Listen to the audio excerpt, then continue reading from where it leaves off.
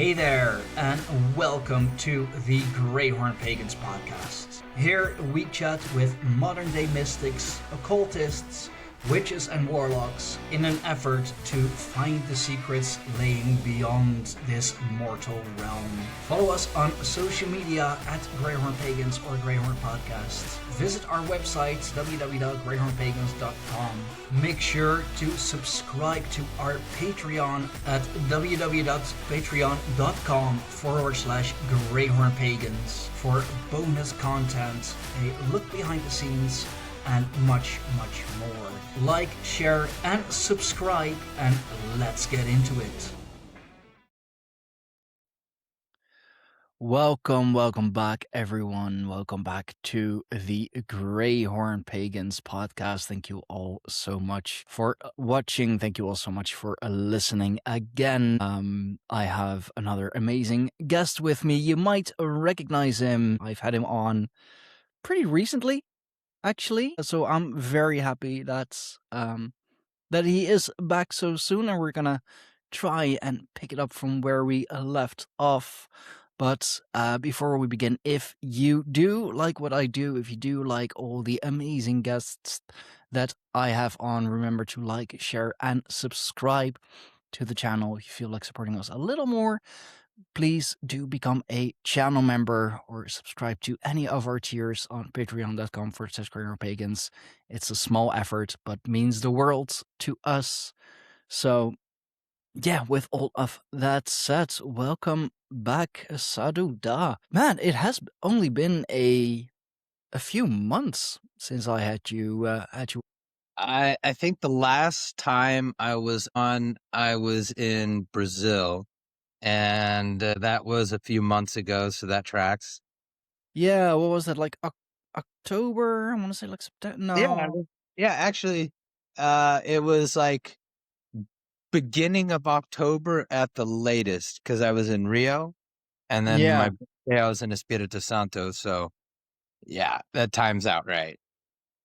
Yeah, well, I mean, thank you very much for coming back so soon. It's always good to have returning guests, and since our last conversation was awesome. Like, we went over some amazing stuff, some very ritualistic stuff, more from the East that I am not that familiar with. I remember one because I also made some shorts about that, and that really stuck with me when we talked about the Buddhist monks going to prison and basically drafting up, what was it, soul contracts of some kind. Yeah, they create Hunpeon, these magical robot guardians, and those are the Pai, or like ghost ones, and it's a bit of a magical contract. Interesting spin on what we see in some other practices, like with golems and with servitors, egregores, the like. Yeah, that's one thing that really stuck with me. I found that to be rather interesting, and it was mostly death row inmates, right? Like, if you're gonna give up your life, your soul anyway, might as well put it to something good.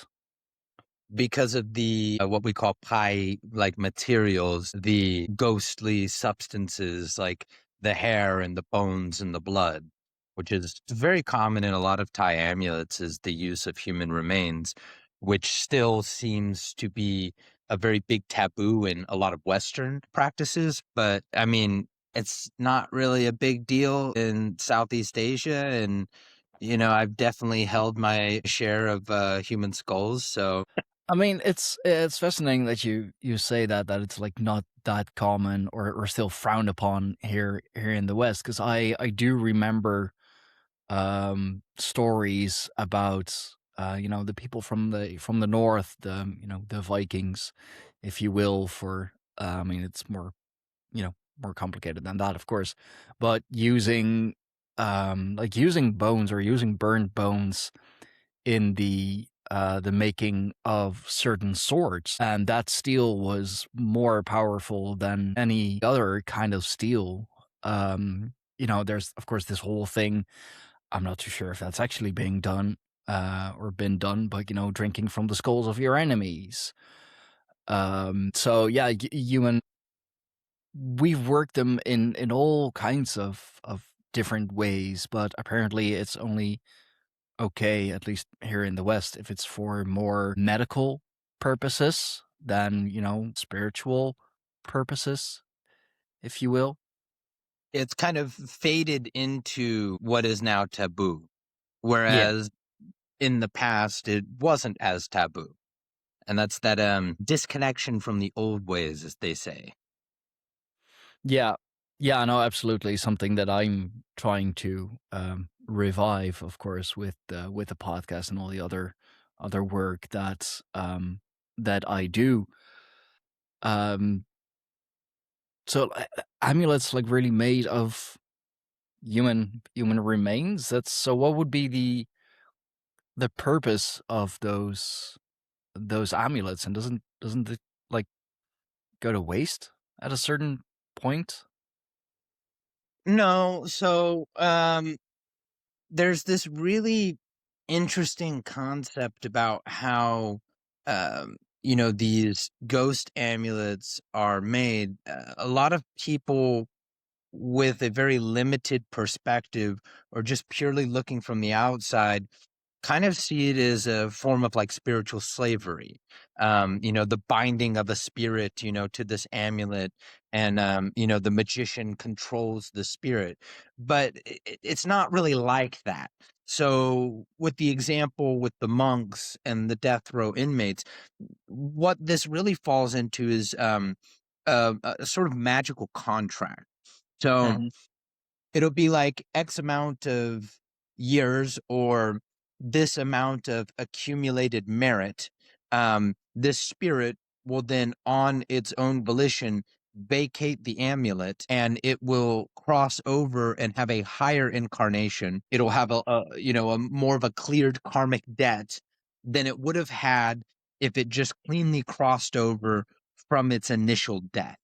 So there's the allure of the contract for the spirit, which is a much greater reward realistically than what the Hmm. human side we're getting by using the amulet. We're getting these material kind of benefits in this here and now physical life, whereas the spirit's kind of getting that forward benefit, to a much higher degree. Yeah. So, it is a very mutually beneficial arrangement. And there's so many ways that we can repurpose and use these shells, if you will. So if I have, a talisman, amulet, totem, whatever you want to define it as, that had human remains, and then that spirit has met its contract and left. Well, now I have an empty container, a solid, well-made empty container that is viable for a new spirit to reside in and then be worked with all over again. So it kind of saves you some steps. So Yeah. yeah, it doesn't lose its use even with the spirit gone. Just becomes a really fancy good container to be reused. So they say Yeah. reduce, reuse, recycle. That's one way for sure. Okay, so it's more clearing your karma than building Solomon's temple, for example. Exactly. Exactly. Okay.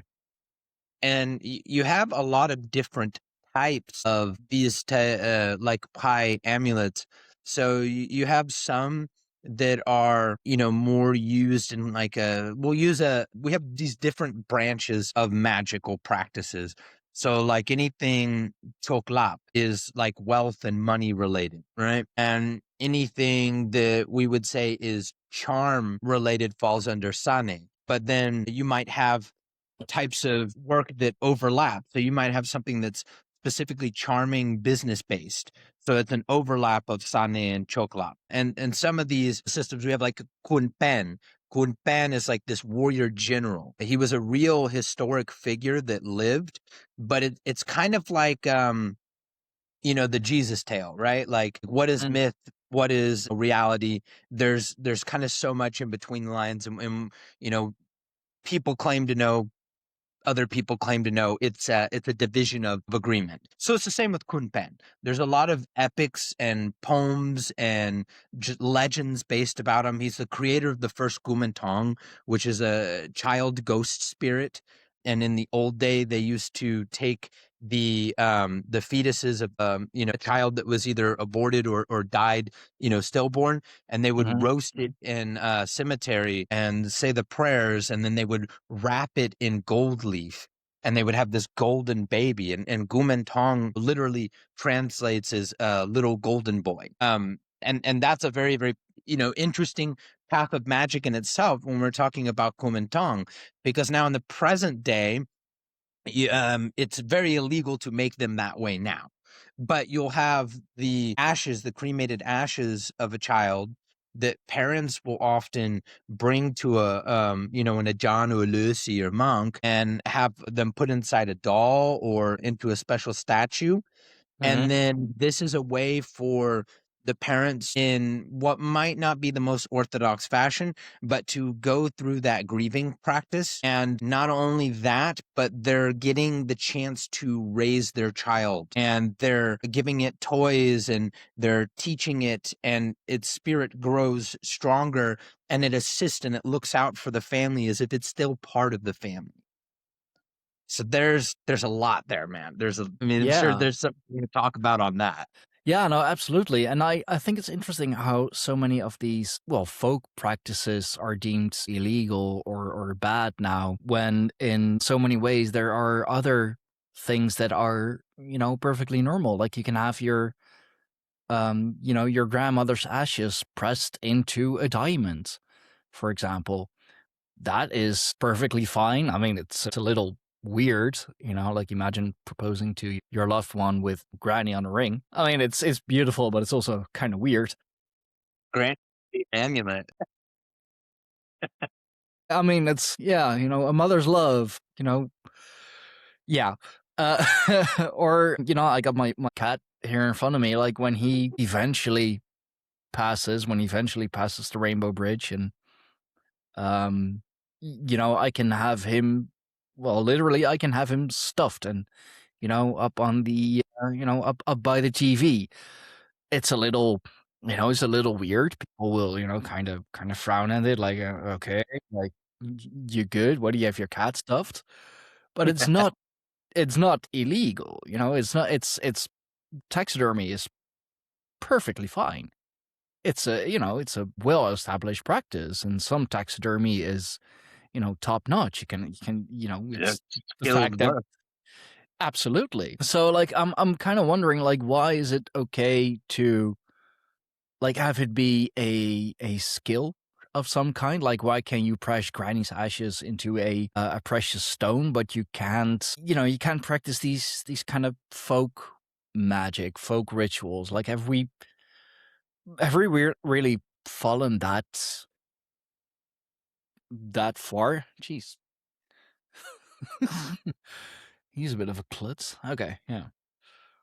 We did establish it's the cat show. Yeah, that's true. That's true. It's not the Greyhorn Pagans podcast. It's the Timmy show.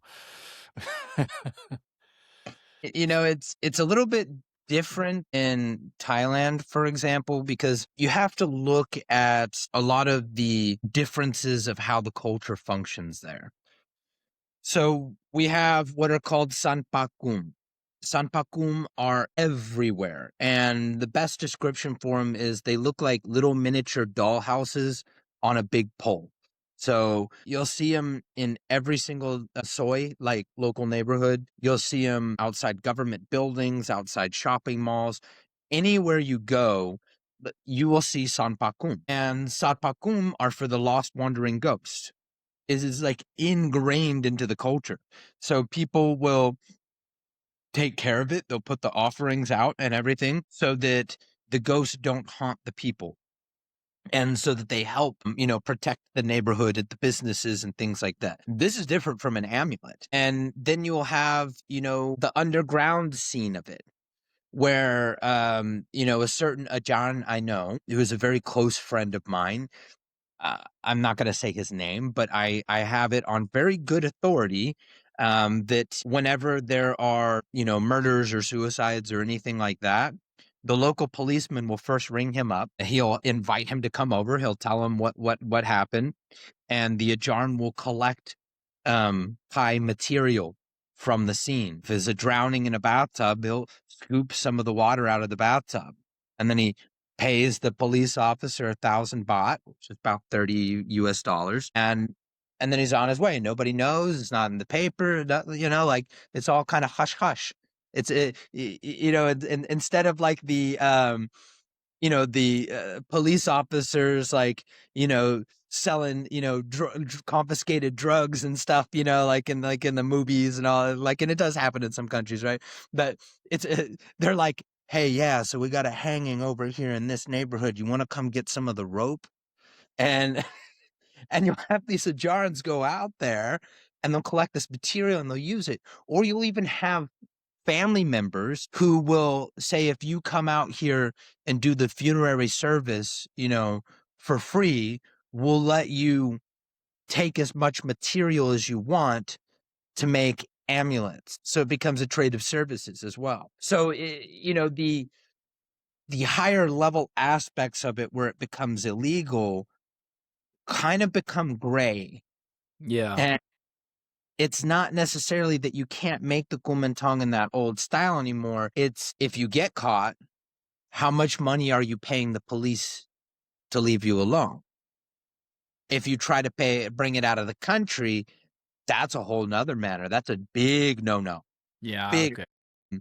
And it becomes a matter of practicality because those are so rare now to make or find that the old style is what they call them. The old style kumentangs sell for a minimum of 5,000 USD, where I can get a brand new one in a statue or in a doll, and it could also have ashes, and that one I can pay as little as $10 for.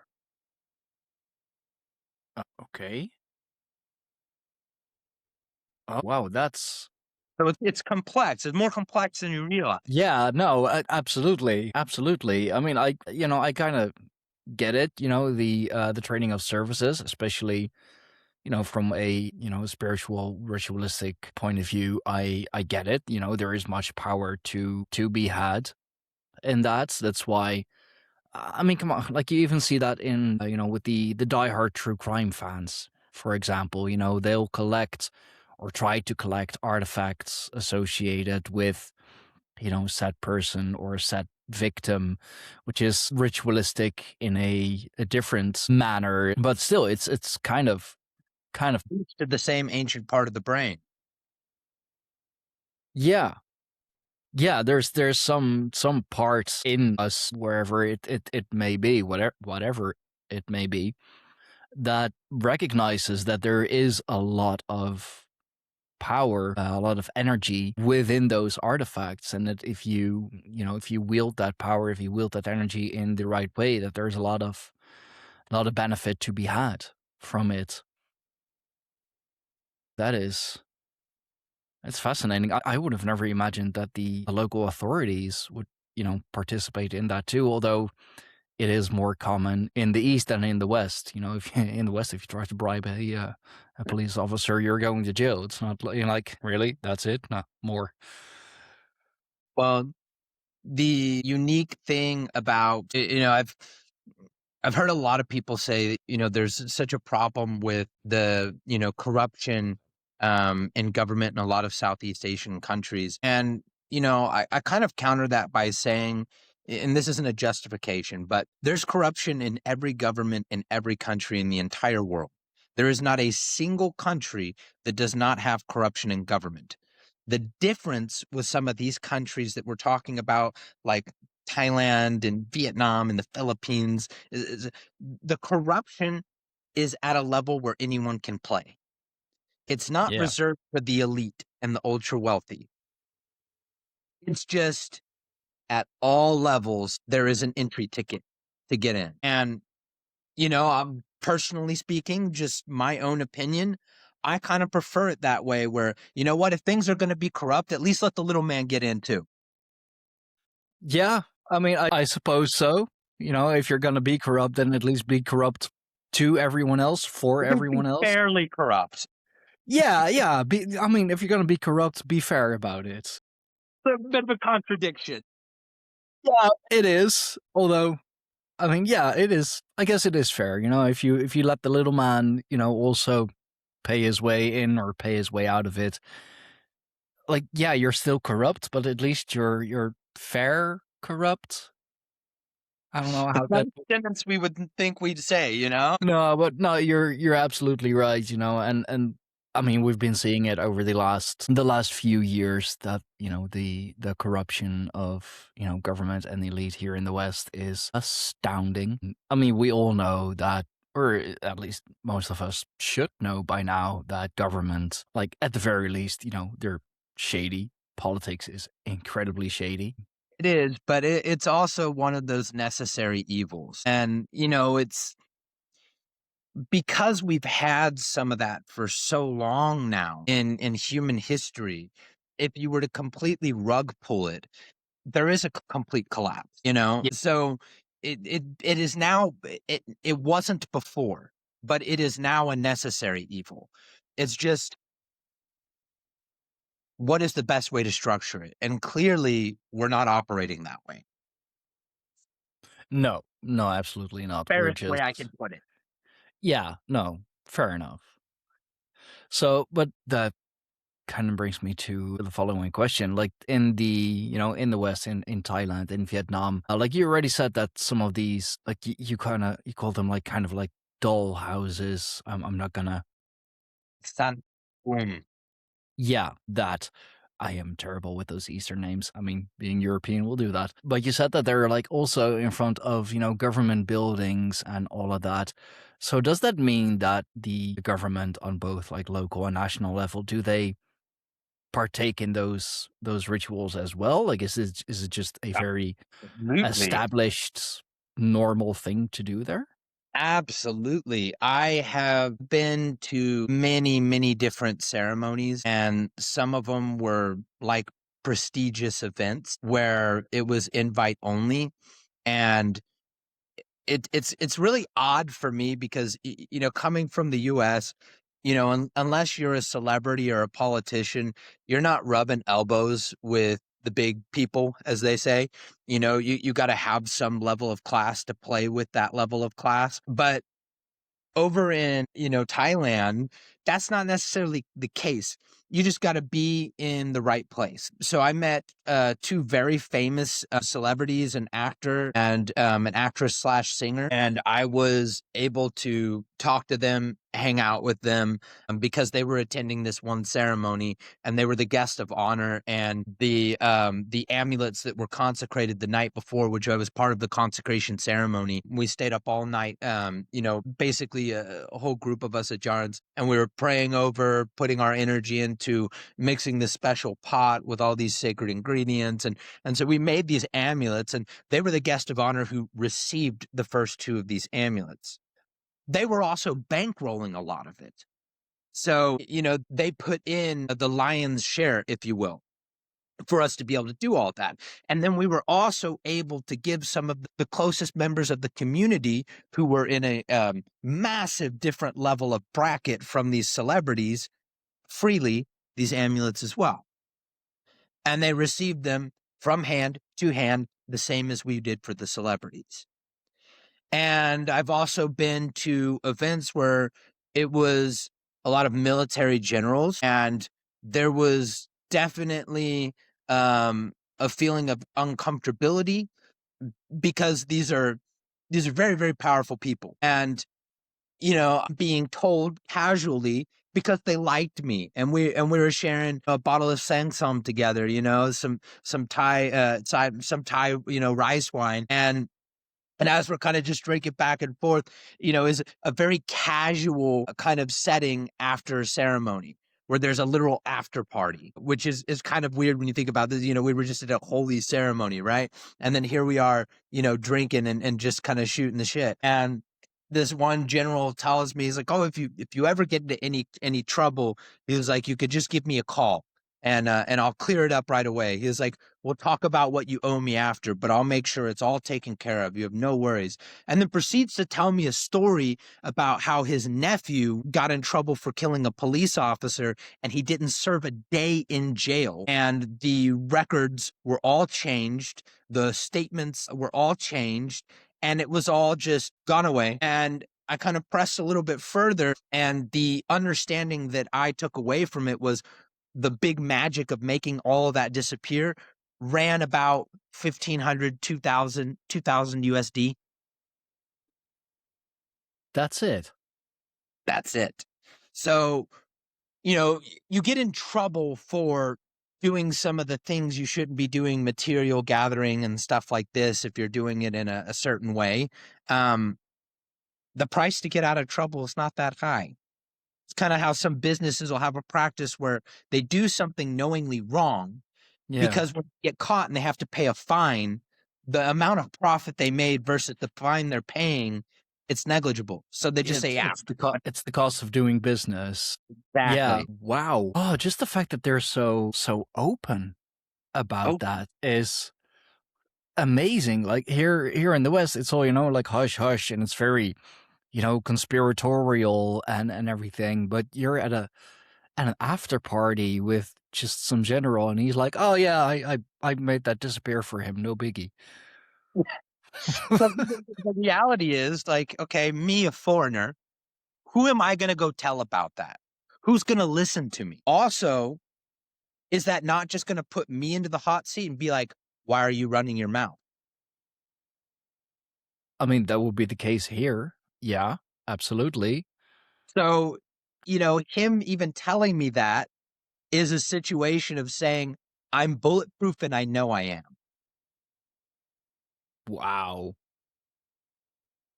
That is something that my my Western mind can just it cannot wrap around that. That is Guys retire, they sell their position. You don't rightfully earn your rank and get promoted to be a general. You sell your seat. You'd be like, okay, it's going to cost you about 100,000 USD. And when I retire next year, you have that money. Guess what? I'm going to I'm going to promote you to my position and I'll retire.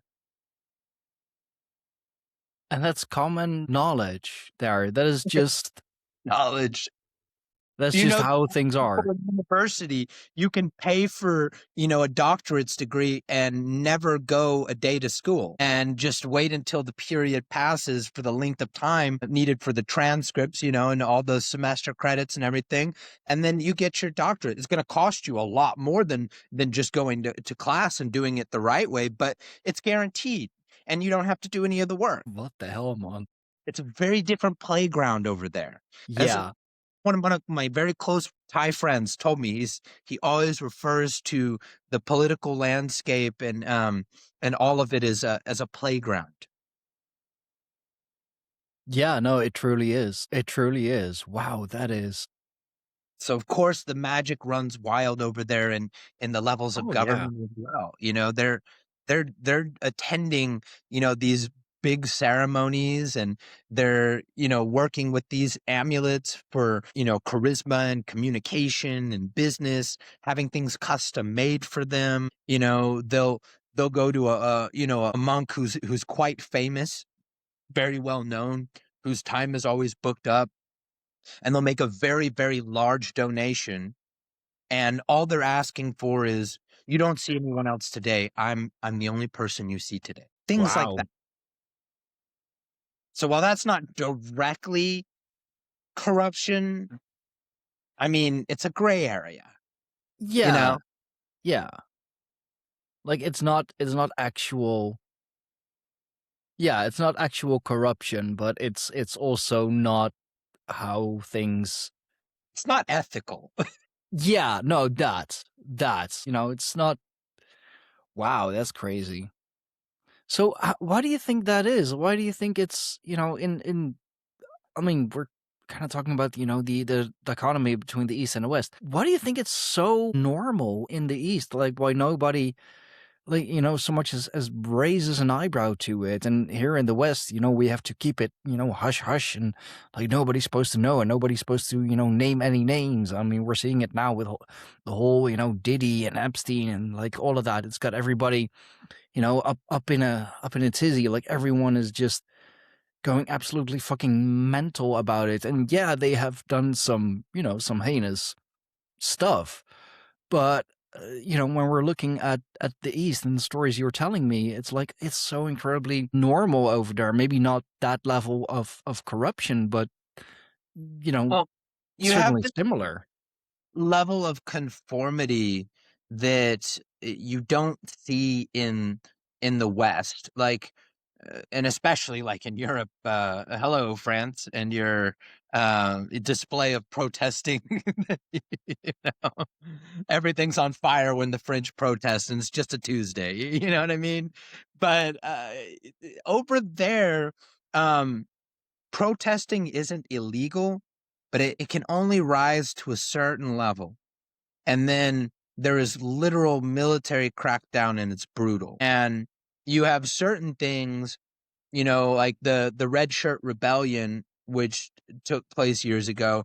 And now, if you go to a political demonstration of any kind and you're wearing a red shirt, if you're not in trouble, you're being watched like a hawk because it was a symbol of rebellion. And you might not even know that, but it doesn't matter. Foreigners are, warned, not to get involved in, any types of, political upheaval, protesting, anything like that, for good reason. So the difference is, we're looking at, a kingdom.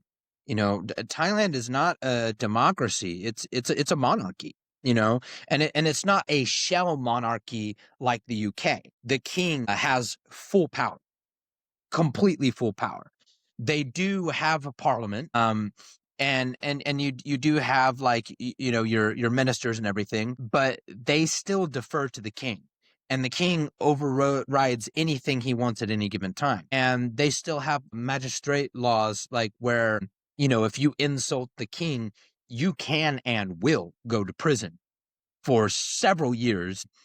There was, a recent case just a couple years ago about a foreigner who was, talking about some stuff online on Facebook, and he was living in Thailand, and neighbors were chatting, and that got funneled to the police. He got picked up, tried to explain his way out of everything. He went to prison, was let out after 5 years because he was a foreigner. Whereas normally it's a sentence punishable by either 20 or 25 years, I forget, but it's a couple decades. So there is a firmer leash on what is absolutely not allowed, unless you have stupid levels of money that you can pay everybody off and then it disappears. Like, I will not name the name, but there was a certain, um, person who was in office that ran again for office, lost, then literally stole the election, paid off the entire members of the other party to step down and let him run in place again, as the elected official, even though he undeniably and very publicly lost. But everybody got paid, so nobody said anything. So when you're looking at, a country that's a monarchy, you have a very conformist type of culture. Thai people don't like to stick out. They are very much more likely to give you a wrong answer to try to be helpful to you than to Hmm. tell you no, or to tell you I don't know. You ask for directions. If they don't know, they're going to do their best. Even if they know it's incorrect, they're going to do their best to give you directions instead of saying no or I don't know. It's very, very uncommon for Thai people to say no. And you have this culture of saving face as well, which is very big, which, you don't make somebody else lose face. That's where you see the ugly side of the general populace. So there's that conformist culture, there's the monarchy, there's the concept of saving face. And then you have to keep in mind that Thailand is one of few countries in the world that was never colonized, ever. They were invaded by Japan, and they were invaded by Myanmar. but they were never colonized, and they fought off both of those invasions. One with straight up firepower, and the other one with very masterful political negotiations. Oh, I actually never knew that. That's interesting. Yeah. So, it's a very different world over there in Yeah. more ways than a few. And, the magic is so ingrained in that culture because when it was the region known as Siam before it was Thailand, it had parts of Myanmar, parts of Cambodia, and you have this mixing of all these indigenous practices and beliefs, a lot of the ancient animism that we still see it today. 14th century, the kingdom became, Theravada Buddhist, but they couldn't get rid of the animistic practices. So over time, it just became entrenched and ingrained into it. And when you have a country that's over 90% Buddhist, you have thousands and thousands of temples throughout the whole country, you know, very, very few Christian churches Yeah. compared to the majority of these Buddhist temples. And you have a reliance on Ajahn and Lucy and monks, for advice and for guidance and for amulets and healings and this and that, right? So the answer is always magic over there. You go into any shop and they've got a little altar for helping draw in the business. Straight up magic. They Yeah. go and make sankatan to the monk to correct their karma, or go, before they gamble and pray to the Aikai statue, or go to a special monk for receiving the numbers. It's it's at all levels. It's just a purely magic based society. I actually love that. That sounds, I mean, that sounds like society, like it should be, like it perhaps once was. I mean, the story that you just told us, it kind of reminds me of the Dutch. It reminds me of, of ancient Europe, but instead of Buddhism, we had Christianity come in, but they still had to, adopt certain practices, certain names from, the ancient animistic, pagan, polytheist, beliefs, because otherwise it just wouldn't be accepted. It wouldn't flow. And I love hearing how, certain countries that magic, it's, not something you read about in books or fairy tales or something that, is just on TV. Like it's an everyday use. A while ago, my wife and I, we were part of a larger Zoom presentation with one of the leading Egyptologists. I forget her name. She's very well known. I have to look up her name again. And they were also kind of talking about, magic in ancient Egypt, and that it was not this, special thing over there, but just part of everyday life. Magic wasn't special. Magic was just there. And it's just, I feel that's, that's really how it should be. And it's so funny that it's, like you said, it's used just for these everyday things, a shopkeeper having an altar to draw in the business. I mean, of course he does. Yeah, That's, because all of his competitors do. So why wouldn't he? yeah, yeah. Or, gambling and, getting the right numbers. I mean, yeah, of course you would, because you want to win. You want to, go home with a profit. What I find funny more than anything is, like the Sanpakum and, these little things. So it's so normalized and so part of everyday culture that foreigners that go and visit Thailand, like backpackers and people going on vacation, a lot of them don't know what's just Thai culture and what's magic. They couldn't tell you because it's just so ingrained. Wow. Okay. I mean, yeah, like our Western minds, especially for just the backpackers who are going there for the culture and everything. Yeah, they wouldn't know. They wouldn't recognize it. They would be like, what's going on here? I see altars everywhere. Like even in the shop where I go to buy my dinner, there's an altar there. Yeah, it absolutely makes sense to have one. You know, like many of us have an altar in our homes, even when we don't think we have one. Like everyone has their little spot on the wall or on a table or wherever where you have some pictures of your loved ones, or arts and crafts that the kids have made. You could call Sentimental that, yeah. I mean, that's an altar. You may not realize it's an altar. It's still an altar. It's very old magic. It's sympathetic magic, right? Yeah. Yeah. This is really this is really cool. I would have never imagined it being so ingrained and so normal. Like here in the West, we really have to, we're really fighting to make it normal again, and still we're getting those looks like magic. Like, if you've been watching too much TV again, if you've been, guess you're reading Harry Potter again, aren't you? It's like, no, it's a thing.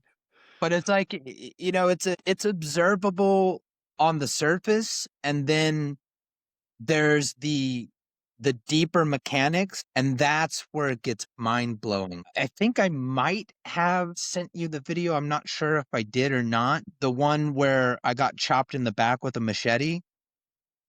Did I ever show you that one? Oh no, I don't believe you have. I'll have to. Yeah, I'll have to. I'll send it to you after this, and Yeah. if you want to share that video, you can. But I knew about this as a thing with the Sakyan tattoos. They're literal spells that are tattooed on the skin, and very few masters have the level of one, confidence in their ability, and two, the actual power to display. And I've gotten to witness it multiple times. When I went to Lumpo Chenai's temple, he's the creator of what's called the Headless Tiger Amulet. And he's in Konkan in Isan near Lao, like over on the eastern side. And he proceeds to introduce me to his Luksit, his disciple, while he's going to do a Sakyan. And so I'm just talking to his disciple, and his disciple was like, oh yeah, the master have very big power, very big power. And he's like, check this out. And he shows me a video of his phone of this little boy, like 9-year-old boy, getting a Sakyat on him. And then afterwards, the master takes a hatchet, chops him in the throat, and drags it across his throat. And you see a mark, but no cut. And he's like, yeah, this master, big power, big power. I'm like, bro, I just watched a child get assaulted with a hatchet. And he's just like, yeah, master, big power, big power. Like, what is Yo. I just like remind myself where I am in moments like this.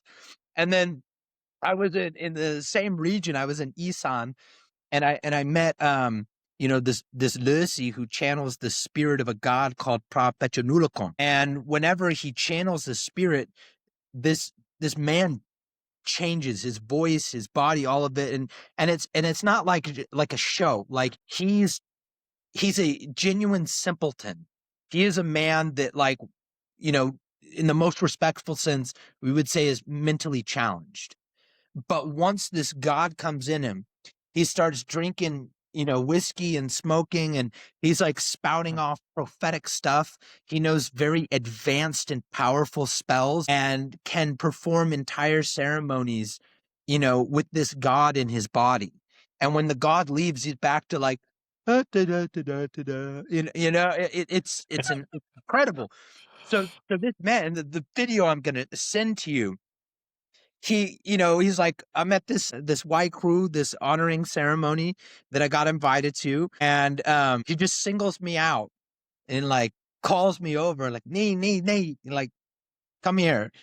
So then I get like held down, my arms, my legs, and I'm like, what the heck is going on here? And he starts doing the sakyat, and I'm like, okay, like the master's giving me a blessing, like really cool. Then all of a sudden, I hear the sharpening of a machete. Then they really hold me down tight, and they're telling me to be a good boy. And then Excuse me. I feel the blade drawing across the back of my skin. I feel my skin ripping open. I can feel blood. And then he goes, and you have to listen to it with the volume up, because even if this were a dull blade, as hard as you hear that striking, there's no way my skin doesn't split. And sure enough, with like wide eyed, I come up, and you see my back. It's red, but there's not a single cut. What the heck, man? What the heck? So you're feeling it splits. You're feeling the blood, like It was so pretty incredibly much painful. It was so painful. like I the felt like actual thing that being would, whoa, yo, and nothing to show and the for thing it. is, like, I'm gonna send you the video. You see it for yourself. Yeah. Oh man, I have to see that now. That is insane. It was mind blowing. Those type of experiences are what in the West, magic looks like, right? Yeah. And what in the West magic looks like is on the surface in the East. And what crazy, oh my God, this can't be real magic looks like, that's the hush hush, gotta know somebody, gotta have a friend type. Yeah. Anybody Wow. can play with magic over in Thailand. Anybody can access it. But the real deep stuff, yeah, you got to be brought into that. That's crazy. Like, weren't you just absolutely Terrified? Yes. yeah. Wow. I will not lie about that. I was terrified. I thought, oh God, I made a mistake. I questioned several life choices, and then it was over and I was fine. And immediately, as I'm sure you can imagine, I go to the master and I'm like, bowing down. I'm like, thank you, master. Thank you. Like a genuine, genuine devotional, like, Mhm. what else do you do in a moment like that, man? Aside from being in total shock? And I was. Wow. And that's pretty basic stuff there. I mean, the local people that were there were all laughing at me. They're like, "Oh, it's like so cute. You were so scared. That's funny. You thought you were gonna die." Like, I'm like, man, fuck all y'all. That's a weird sense of humor. Wow, okay. So whoa, okay, yeah. But you still felt it. You still felt I like you did. were I did because it happened. It did, but the master's power and the power of the spell was strong enough that it instantaneously healed it, fused the skin back together. And one of the things I was told is, with the sakyat like that, if you show off the power, you will be wounded. But if it's an emergency, like you're trying to do a heroic act for someone, the spell will work as it's intended. So it's not to be abused. It's not to be shown off, but in a genuine moment of need, it will function as intended. And you can get stabbed and Mhm. and the blade will not cut you, but that don't mean that you still won't have a broken rib or a huge bruise. It's just the skin won't be penetrated. The internal damage can still occur. Okay. Like one of the craziest things I seen was Lucy DJ had his followers. They had a gun and they fired it. I don't know my gun types really well. I'm not a huge gun guy. I don't know if it was like 9mm or what, but it was like it was a basic handgun. Mhm. And so shoots and shows, that they're real bullets. Then they take the rest of the bullets out of the magazine. They mix them around so that there's not a blank, lined up next. Then they put them back in, reload it, put it straight to Lucy DJ's forehead, like point blank, pull the trigger, and the bullet bounces off. And you just see a little mark on his forehead. And DJ, like, I saw him again, shortly after, and he was like, yeah, he's like, I rarely do that trick because, I get a really bad migraine for a few days after I do it. And I'm just like, I mean, yeah. but that's it. Like, oh, I don't like it because I get a bad migraine. He said Phew. that it took him the necessary meditations and kata, like mantra, to practice to become bulletproof, took him 15 years to learn. And then once he had mastered it, he had to test it. And you can imagine, what if you were to test it, putting your faith in this after all those years of doing this, not knowing if it works, and then in that moment it doesn't work. So you know how they test it?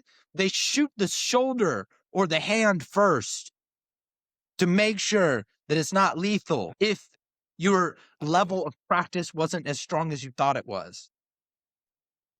I mean, yeah, it'll leave some damage, but at least it shouldn't be lethal. Oh, well, I guess I got to keep practicing another few years. It's like, ah, shit, still went through. Well, back at it. What the hell, man? But just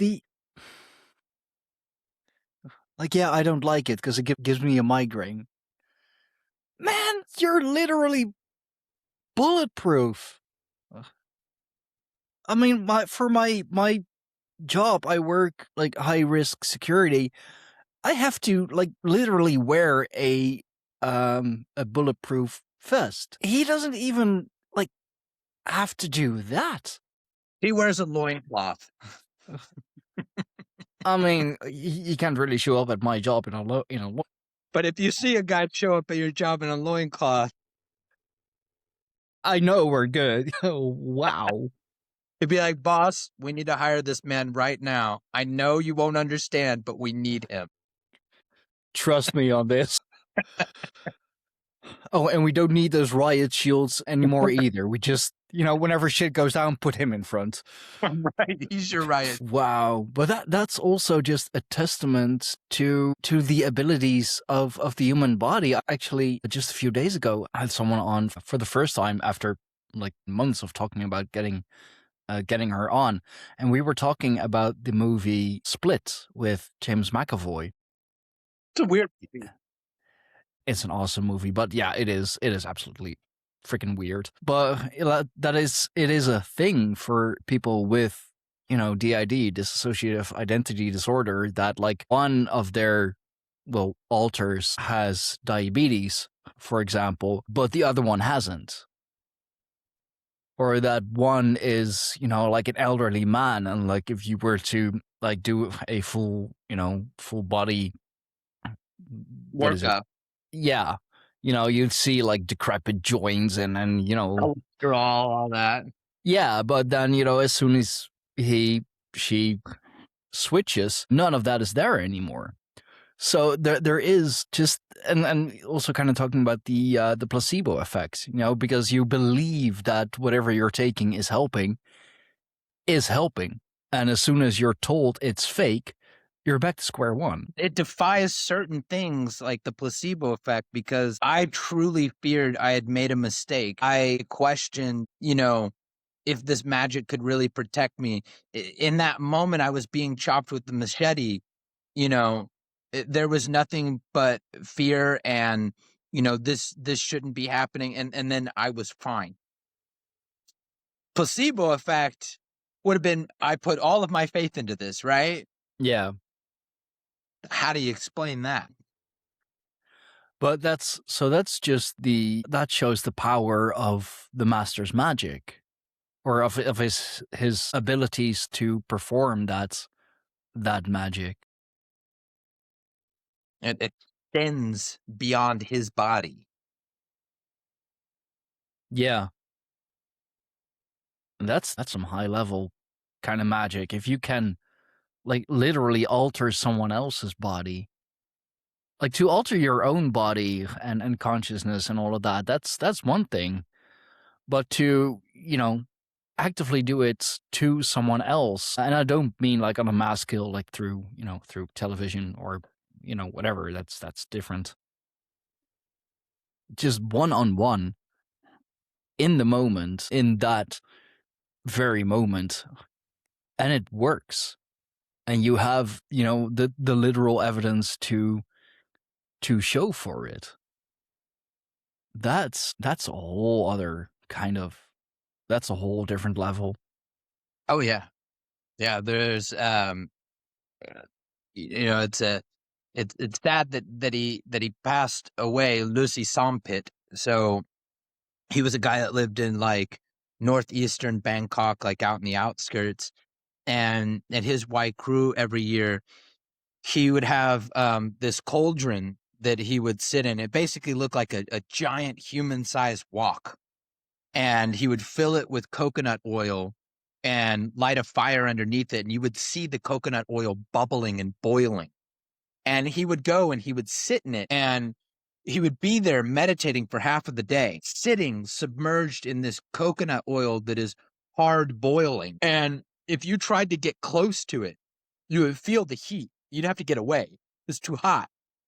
And he would even have, one of his luksit, bring a fish over, and he would put the fish, in there for like 30 seconds, and then bring it out, and the fish was alive.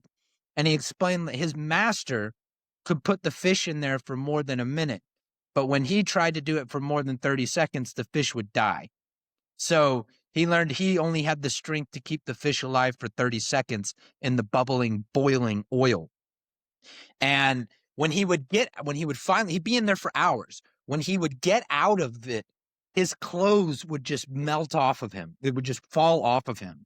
And you would see steam coming off of his body and redness all over his body, but not a single boil or burn. And he explained to me how the magic that he put on the cauldron is just as important as his meditative power. And he say, if somebody were to get in there, they will be burned, but it will not kill them. That says that there's two parts of that. He needs that enchanted cauldron just as much as he needs that mental ability he's developed in controlling the body.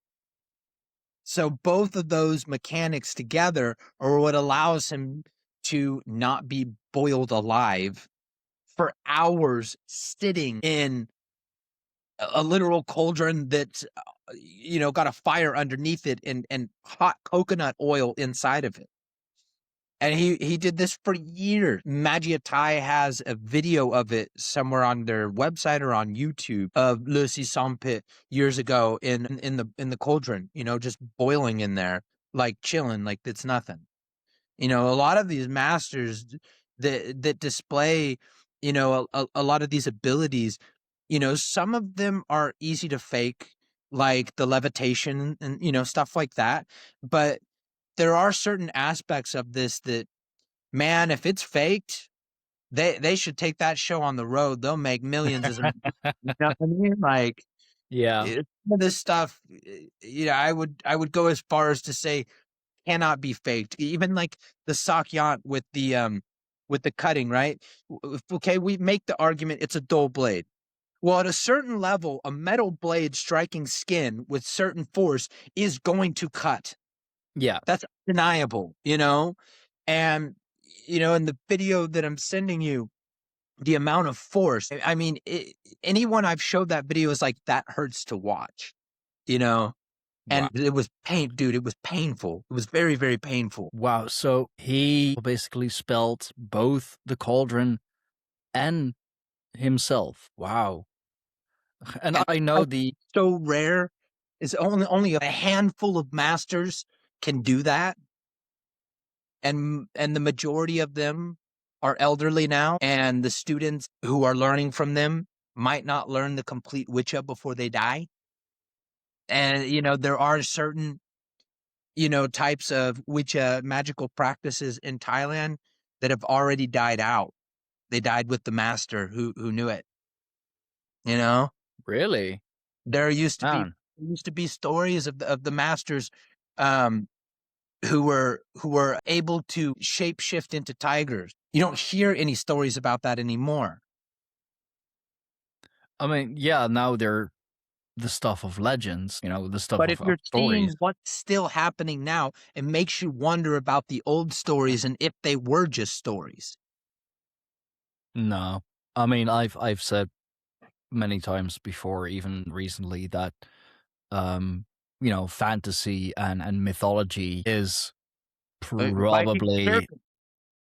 probably closer to actual reality than what's in the history books. Yeah, I mean, you literally had shape shifting Vikings. The Berserker, the Ulfadnar. Yeah, I mean, people say that it was just a furious Wotonic trance, and I mean, shit. Yeah, you're making a good point. Like, what if they did actually took the form? They just might have, they might have gotten so deep into that trance, into the possession of the wolf or the bear spirit, that they did transform themselves. I mean, that's there are stories like that where a mighty warrior transformed himself into the animal. I mean, that's where we get the name Björn from. It literally means bear. Shit, yeah. Oh, you're making me rethink even Oh my man, own stories. Yeah. there's a one of the coolest. And this is something that came straight out of Thai history. Um, it's some elements you could say maybe there were some liberties taken, but Thailand has its own version of Sparta's 300. So Thailand has its own version, and it the 11 heroes of Bangladesh. And when the Burmese invaded a few hundred years ago, these warriors were the only ones who wouldn't vacate from this village. And 11 of them, okay, 11 of them managed to kill off over 1,000 invading Burmese soldiers.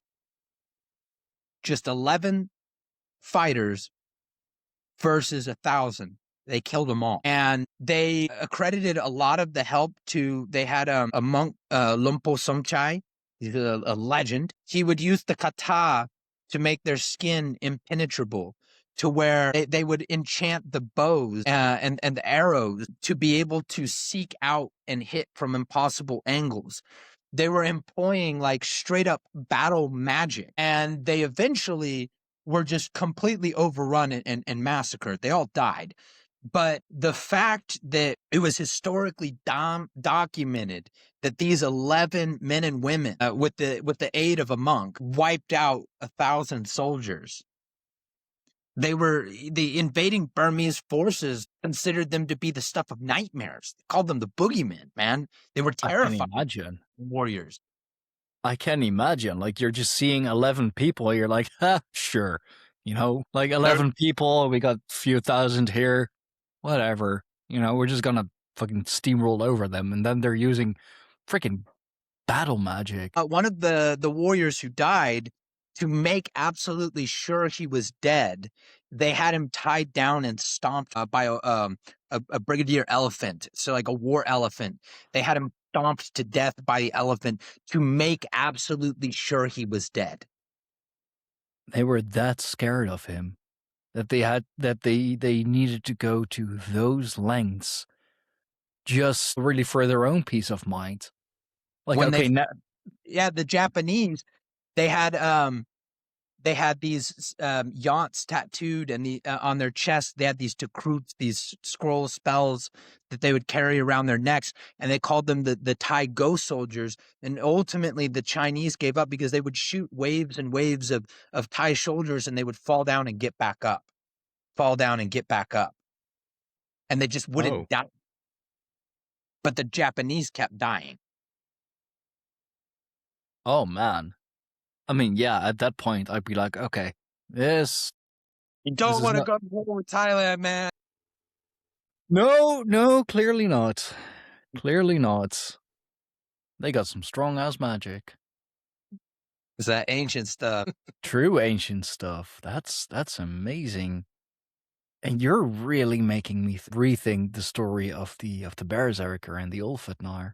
Yeah. Yeah,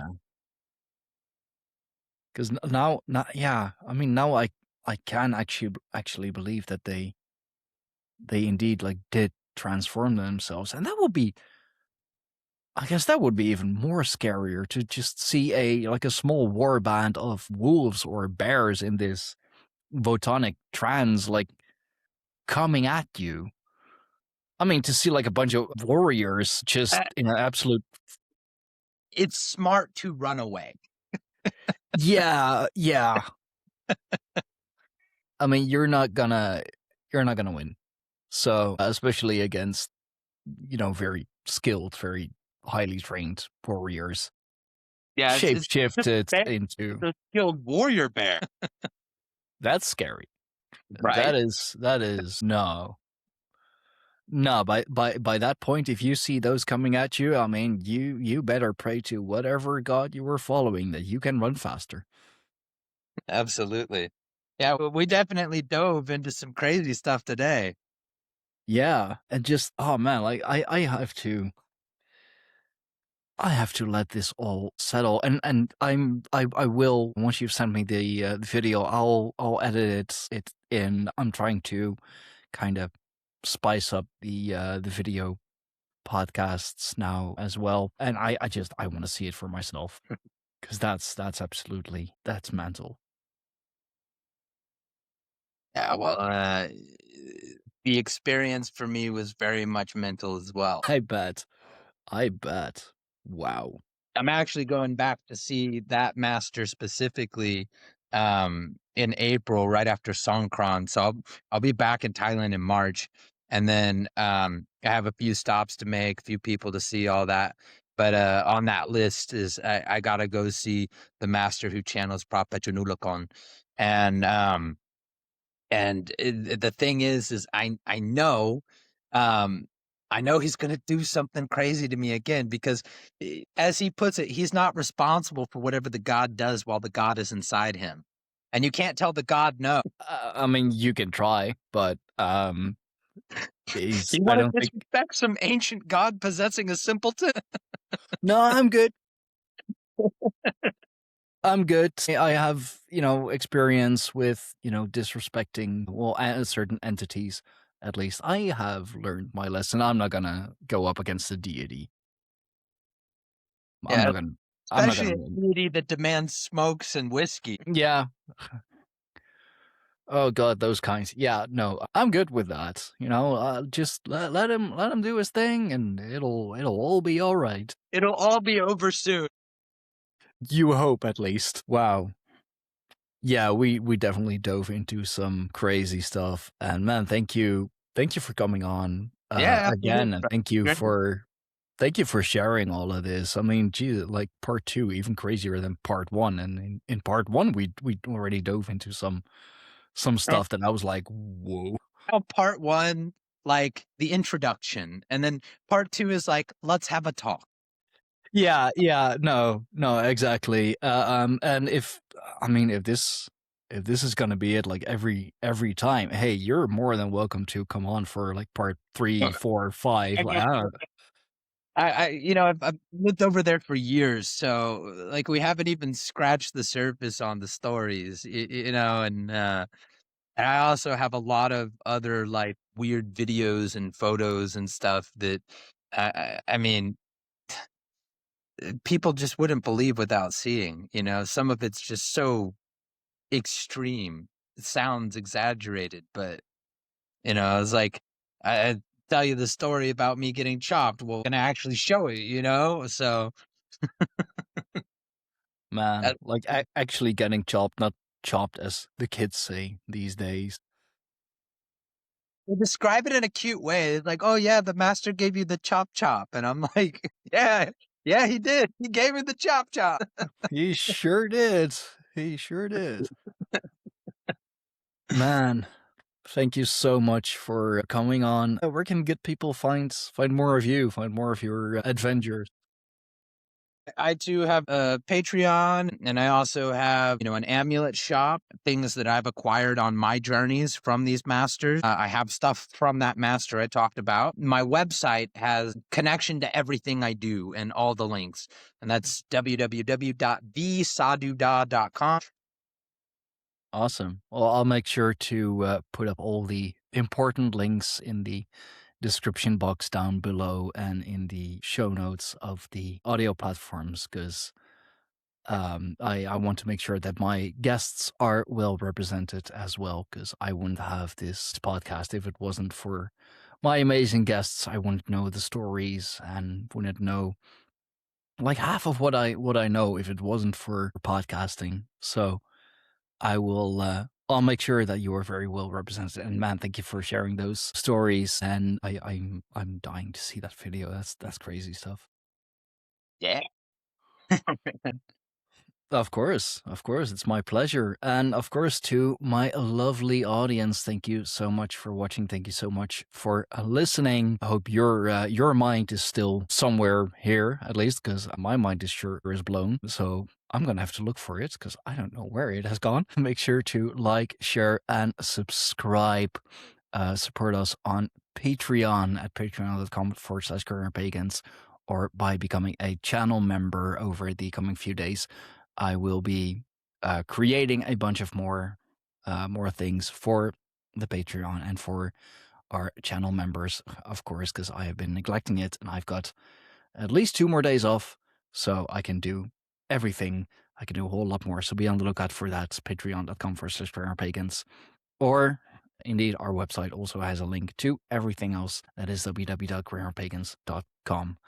Thank you all for watching. Thank you all for listening. I will see you all next time. Bye-bye.